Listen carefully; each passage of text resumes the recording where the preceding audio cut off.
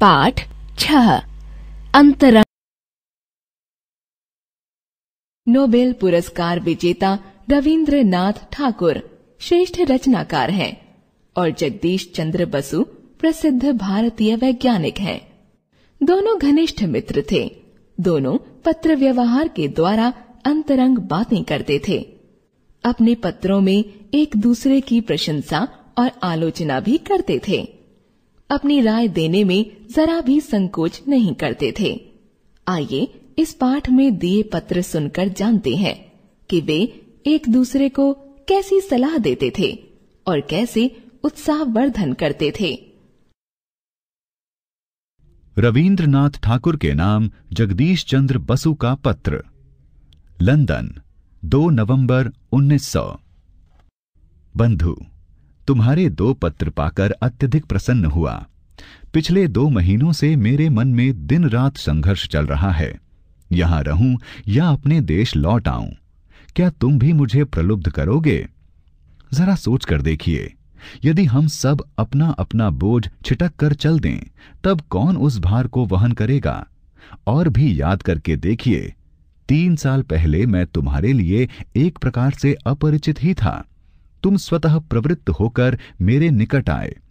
तत्पश्चात एक एक करके अनेक आत्मीय जनों के प्रबल स्नेह बंधन से आबद्ध हुआ। आम लोग जिन बंधनों में जकड़े रहते हैं, मैं उन सब से मुक्त हूं। फिर भी मैं उस आंचल का बंधन काटकर अलग नहीं हो सकता। मैं कई बार बिना सोचे लिखता हूं। कई बार चेष्टा किए बगैर ही मन में बहुतेरे भाव उठते हैं। बाद में आश्चर्यचकित रह जाता हूं। यह सब मेरे बावजूद है, मुझसे परे है। कौन मुझे यह सब सुना जाता है? मेरे हृदय की मूल अंतर्वेदना है भारतवर्ष। यदि वहां रहकर मैं कुछ कर सका, अपने जीवन को धन्य समझूंगा। स्वदेश लौटने पर जो विघ्न बाधाएं उपस्थित होंगी, वह सब समझ रहा हूं। यदि मेरा अभिष्ट अपूर्ण रह जाए तो उसे सहन कर लूंगा। न जाने कितने काम अधूरे पड़े हैं, कह नहीं सकता। अब तक कुछ भी नहीं कर पाया। यंत्र तैयार करने में बहुत समय लग रहा है।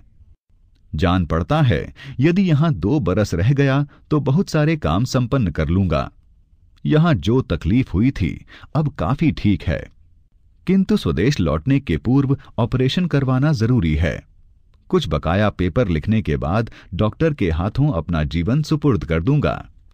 कई दिनों से तुमने अपनी रचनाएं नहीं भेजी, जरूर भेजना।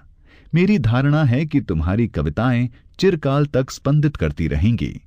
तुम्हारी रचनाएं जिस तरह मुझे उद्वेलित करती हैं, उसी तरह असंख्य लोगों को भी उद्वेलित करें, प्रज्वलित करें। तुम्हारा जगदीश।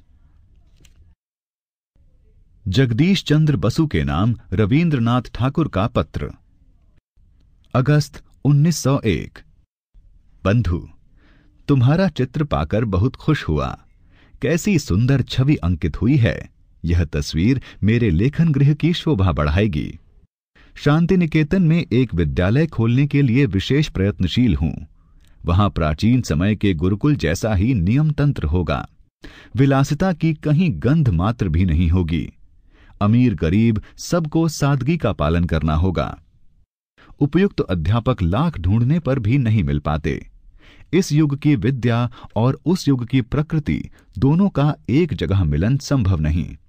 किसी महान कार्य से स्वार्थ और आडंबर को बचाकर रखना किसे अच्छा नहीं लगता। अब तक अंग्रेजी शिक्षा हमें यथार्थ कर्मयोगी क्यों नहीं बना सकी? महाराष्ट्र में तिलक और परांजपे हैं, लेकिन हमारे यहां वैसे कर्मठ त्यागी क्यों नहीं हैं? बाल्यावस्था से ही सादगी न धारण करके हम लोग सच्चे अर्थ में भारतीय नहीं बन सकते। असंयत प्रवृत्ति और विलासिता हमें भ्रष्ट कर रही है। दारिद्र्य को हम सहज भाव से ग्रहण नहीं कर पा रहे हैं।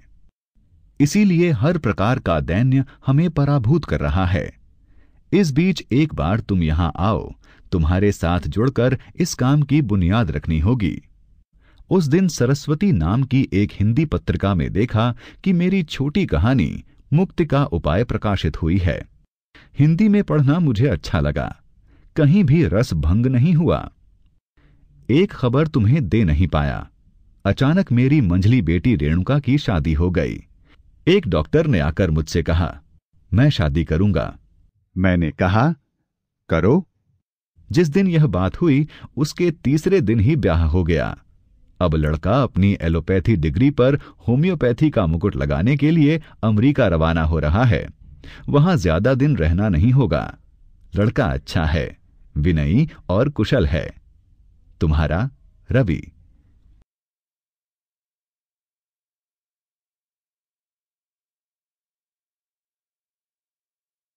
दिए गए वाक्यों में आय कारकों पर गोला लगाइए।